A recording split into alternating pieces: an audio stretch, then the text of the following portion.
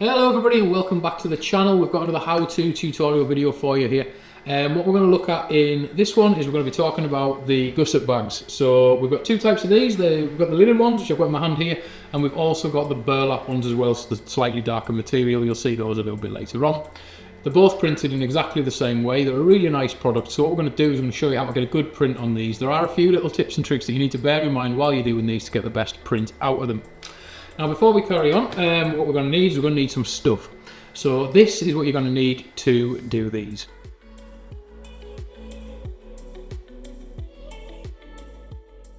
Right, so what you're going to need is you're going to need a flat press. So in this video we're using the Prima heat press Auto Clam Plus. You're also going to need a printer. We're using the Epson F100 A4 sublimation printer here. You're going to need some sublimation paper. We are using Prima sublimation paper. You're going to need some sublimation ink. So obviously the F100 comes with the genuine Epson inks. So we've got those on there. You're going to need a measuring tape to measure up the size of your blank.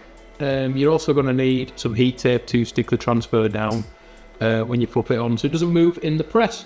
We're going to need some baking paper or some parchment paper or some Teflon just to cover up the top of the blank to protect your heat press. And in this video we're also going to use, you're going to need something to pop inside the blank. I'll explain that a little bit later on. So what I'm going to use, I've got a little square of Nomex heat resistant foam, so some heat resistant foam or something like that, and a folded up bit of polyester fabric. But I will show you what we're going to do with those in a minute. You're also going to need to choose one of the blanks.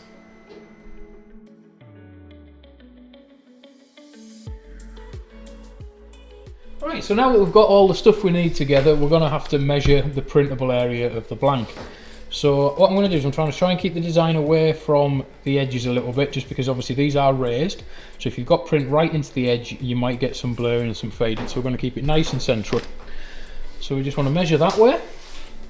Giving myself a nice gap on either side. I'm going to say we're going to go for maximum kind of print size of 260mm that way, 26 centimeters.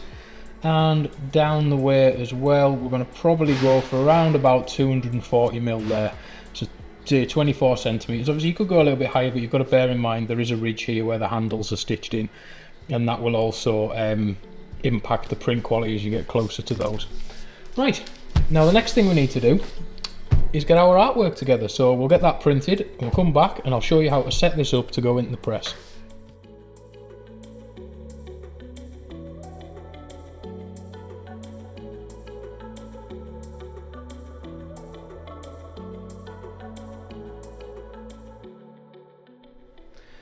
Okay, so when it comes to, before we put the print onto the bag, we've got to do a few things just to make sure it sits nice in the press.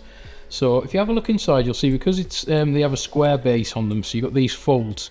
What you don't want to do is you don't want to just whack it into the press straight away, because you're going to have a spot in the middle which has got less pressure than the stuff on the outside.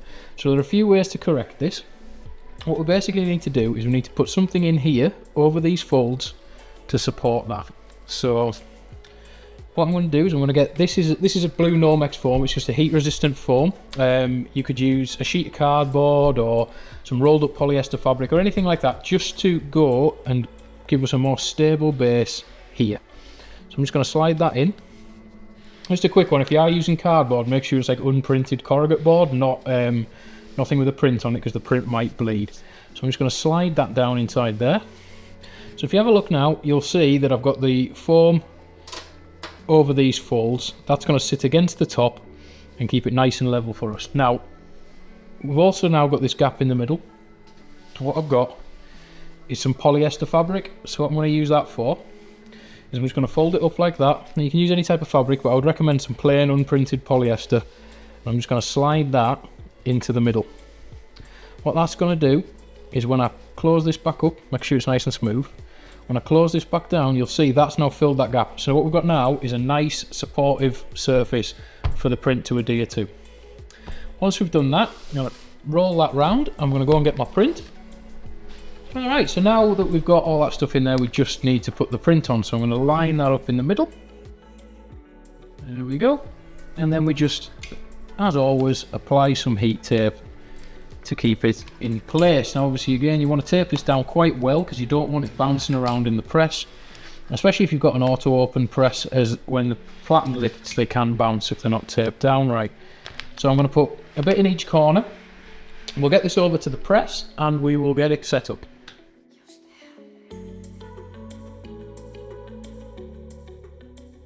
Alright, so for these bags what we want to do is we want to set the temperature to 185 degrees C, and we want to press them for 140 seconds, and we're going to want to use a medium pressure with the bags. Okay, so we'll let that heat up and then we'll get the bag on the platen. Right, now that the press is up to temperature, we just got to put the blank in. So I'm going to pull out the drawer. That's right, one of the reasons I like it, press, they've got the sliding drawer on them, you're not working under the heat element. I'm going to put the blank on. Now you want to make sure that your handles and things are outside the edge so they don't get in the way of the print. And then I want to cover the top of it with some baking paper. That's just going to protect my press from any ink coming back the way. Just kind of push that back under and then close the press. And there we go. We'll come back when that's finished. Right, so we're nearly there. The press is about to beep. And what I'm going to do is I'm just going to put my hand on the top because I just want to kind of slow down that bounce when the press opens. There we go. There we go. So I'm going to pull the drawer out. And what you want to do is you want to get this print off as quickly as possible. So we're going to take off the baking paper and we just want to whisk the print off as quickly as we can. Move it over to the bench and we can have a closer look at it.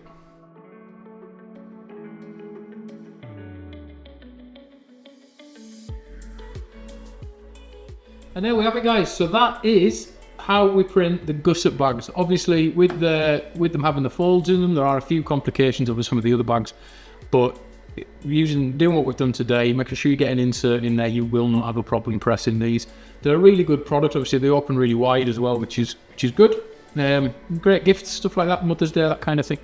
But yeah, so the same process works for this, the linen ones, which I've got here, and the burlap ones as well.